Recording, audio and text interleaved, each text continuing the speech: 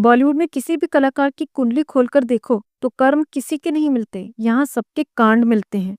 ये लोग जो अपनी अच्छी इमेज बनाकर रहते हैं, इन सब ने ऐसे ऐसे कांड कर रखे हैं कि अगर दुनिया के सामने आ जाएं तो कोई इन्हें अपना आइडल मानना तो छोड़ो, इनकी जूती पुजाई करनी शुरू कर दें।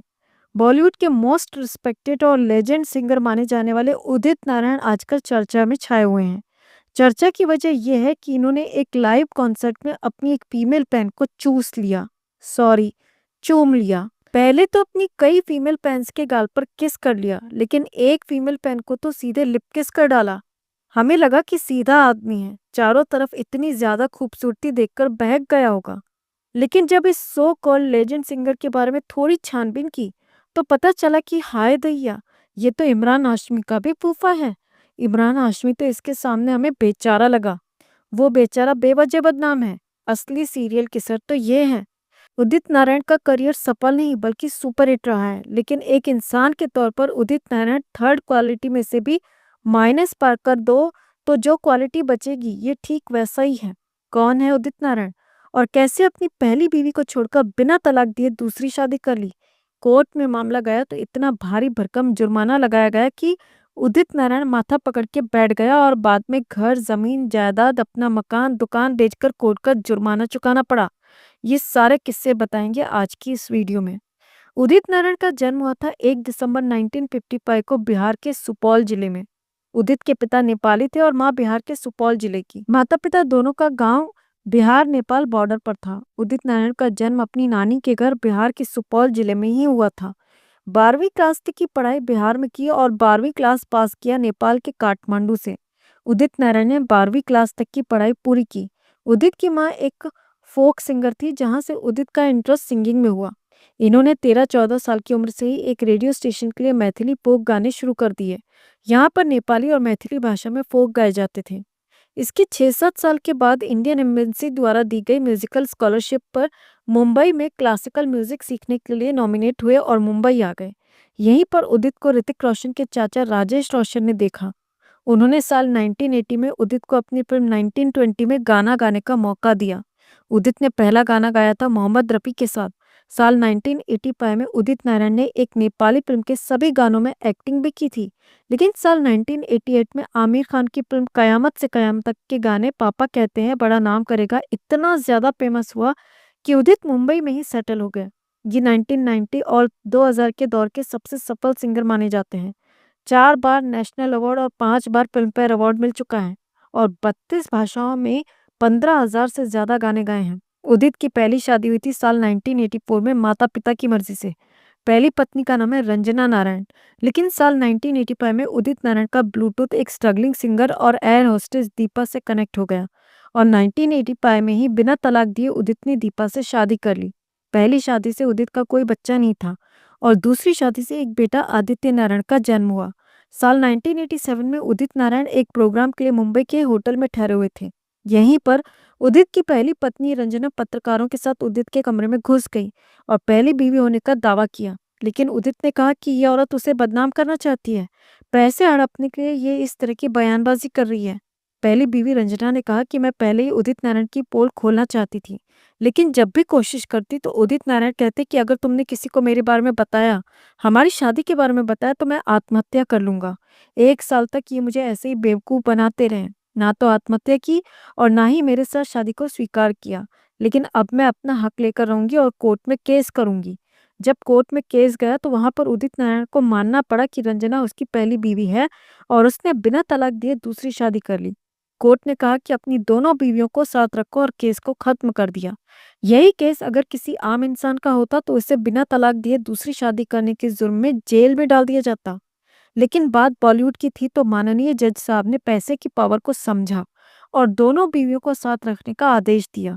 हालांकि उदित नारायण ने दूसरी बीवी को साथ में नहीं रखा, लेकिन उसे मेंटेनेंस देता रहा। पहली बीवी बिहार में ही अपने गांव में रहती है, लेकिन अभी 2020-21 में पहली बीवी रंजना ने कोर्ट में फिर से याचिका दायर कर दी।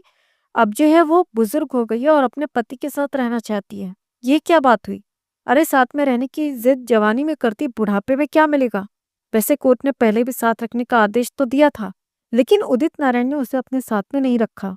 अभी 7-8 दिन पहले 28 जनवरी 2025 को केस की हेयरिंग हुई, लेकिन अगली तारीख रख दी गई है। यानी ये केस अभी भी कोर्ट में चल रहा है। उदित इस केस की हियरिंग पर नहीं जाता। इसी वजह से कोर्ट ने इसे कंटेम्प्ट ऑफ कोर्ट माना और उदित पर इतना बड़ा जुर्माना ठोका कि वो इतिहास में दर्ज हो गया। इसके लिए उदित नारायण को अपनी जमीन, जायदाद, मकान, दुकान बेचनी पड़ी और सारे बैंक अकाउंट खाली हो गए। आप भी सुनेंगे तो हैरान हो जाएंगे कि कोर्ट आखिर इतनी कठोर सजा कैसे दे सकता है, वो भी इतने लेजेंड सिंगर को। उदित नारायण को कोर्ट में गैर हाजिर होने पर अवमानना के लिए 1 रुपए का भारी भरकम जुर्माना लगाया गया। नाना, आपके कान खराब नहीं हुए हैं, हम सही बोल रहे हैं। कोर्ट ने उदित नारायण पर 1 रुपए का जुर्माना लगाया और अगली तारीख पर कोर्ट में हाजिर होने का आदेश दिया। ये जुर्माना बिहार की एक फैमिली कोर्ट ने लगाया था। उदित नारायण ने अभी 2 दिन पहले लाइव कॉन्सर्ट में अपनी फीमेल फैन को किस कर लिया। ये घटना तब हुई जब फीमेल फैन उदित के साथ सेल्फी ले रही थी, लेकिन उदित ने सेल्फी के साथ में उनको गिफ्ट में किस दे दी। 3-4 फीमेल फैन के साथ में ऐसा ही हुआ। फिर एक फैन आई, उसने उदित के साथ सेल्फी ली और उदित के गाल पर किस कर दिया। उदित को ग्रीन सिग्नल मिला और उसने लड़की को पकड़ा, घुमाया और लिप किस कर डाला। अब इसी किस पर जो है विवाद हो गया कि उदित नारायण ने अपने फीमेल फैन के साथ गलत व्यवहार किया है और उसे इसके लिए माफी मांगनी चाहिए। इस घटना के लिए जब उदित को ट्रोल किया गया तो उसने जवाब दिया, घंटा, मुझे अपने किए पर कोई अफसोस नहीं है। मैं एक बहुत पवित्र इंसान हूँ। वो सब यहाँ पर एंजॉय करने आई थी और मैंने उन्हें एंजॉय कराया। वो तो हम लोग पब्लिक प्लेस में थे, इसलिए मैंने किस करके छोड़ दिया। अगर कहीं प्राइवेट जगह होते तो सीधा इन्हें पंखा दिखा देता। मैं इनका ऐसा 3 व्हीलर बनाता कि वो अपने पति को, अपने बॉयफ्रेंड को छोड़कर मेरे साथ घूमती हुई दिखाई देती। उदित नारायण अपने बयान में ऐसा बोलना चाहता था, लेकिन उसने ऐसा नहीं बोला। उदित नारायण ने बस इतना कहा कि मुझे अपने किए पर कोई अफसोस नहीं है। वो सब वहां पर एंजॉय करने आई थी, मैंने उन्हें एंजॉय कराया। फैंस दीवाने होते हैं। उदित के कहने का मतलब है कि फैंस छपरी होते हैं, उनके साथ आप कुछ भी कर दो, वो आपसे वापस जवाब नहीं मांगते। उनकी कोई इज्जत नहीं होती है। वही कोई आम इंसान अगर उन औरतों को हाथ भी टच कर देता तो सीधा उसको जेल करवा देती, इतनी इज्जतदार बनती। लेकिन फेवरेट कलाकार स्मूच मार के निकल जाए तो घर जाकर 4 लोगों को खुश होकर बताती हैं। इसके बाद उदित नारायण ने कहा कि हम बहुत डिसेंट और पवित्र लोग हैं। ये लाइव शो के दौरान अपनी पवित्रता को अपनी फीमेल फैन को ट्रांसफर कर रहा था, जिसके लिए अब इस बेचारे को गालियां दी जा रही हैं। ऐसी ही एक घटना पंजाबी सिंगर गुरु रंधावा के साथ हुई, जिसका वीडियो आजकल सोशल मीडिया पर वायरल हो रहा है। गुरु रंधावा कहीं पर लाइव शो कर रहा था और एक फीमेल फैन ने उसके साथ सेल्फी ली। सेल्फी लेने के बाद लड़की ने गुरु को गाल पर किस किया तो गुरु रंधावा एकदम से पीछे हट गया। इसी बात पर अब सोशल मीडिया पर बहस छिड़ गई है कि एक तरफ गुरु रंधावा है जिसे उसकी फैन ने किस किया, लेकिन वो अपनी तरफ से पीछे हट गया और उसने कोई हरकत नहीं की। गुरु रंधावा के फैन कहाँ हैं? भाई खुश हो जाओ। वैसे हमें भी गुरु रंधावा की सिंगिंग अच्छी लगती है, इंसान भी अच्छा है। दूसरी तरफ उदित नारायण है जो सेल्फी लेने आई फीमेल फैन को पब्लिक में घोड़े पर बिठाने को तैयार हो गया।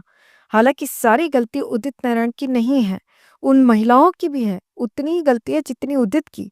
जब उदित नारायण ने पहली महिला को किस किया तो उसके बाद सेल्फी के लिए महिलाएं इसके पास क्यों गईं? पहली फैन को हो सकता है कि मजाक में किस कर दिया हो, लेकिन फिर दूसरी फैन के साथ में भी ऐसे ही किया।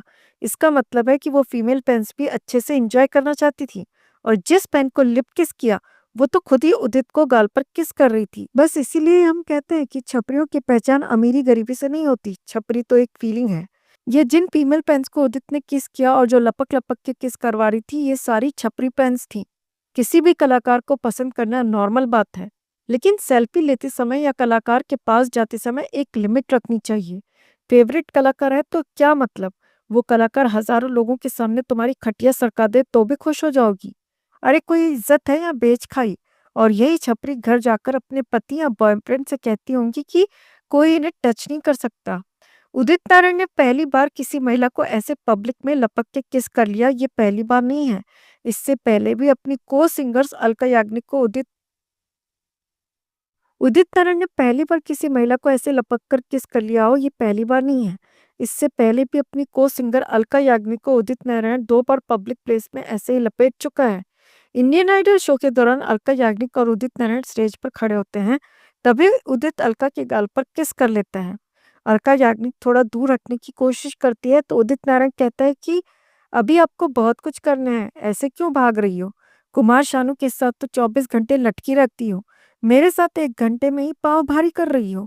हद है यार।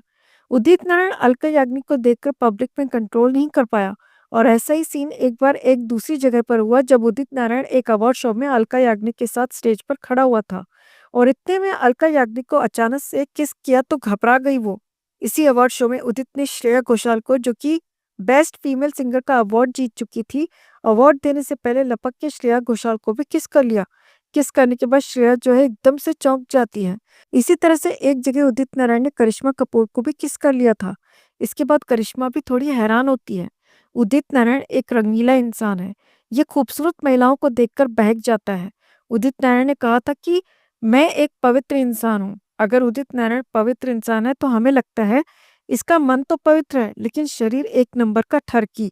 जैसे ही औरत दिखी झपट्टा मार के किस कर लेता है। उदित नारायण की ये सारी वीडियोस अब सोशल मीडिया पर वायरल हो रही हैं और इससे खूब गालियां पड़ रही हैं। खैर, अब आपको उदित नारायण के पिछले कांड भी पता चल गए हैं तो आप भी अपनी तरफ से 2-4 शब्द लिख सकते हैं। आपका भी फर्ज बनता है। फिलहाल उदित नारायण की वीडियो को यहीं पर खत्म करते हैं। जल्दी मिलते हैं एक और वीडियो।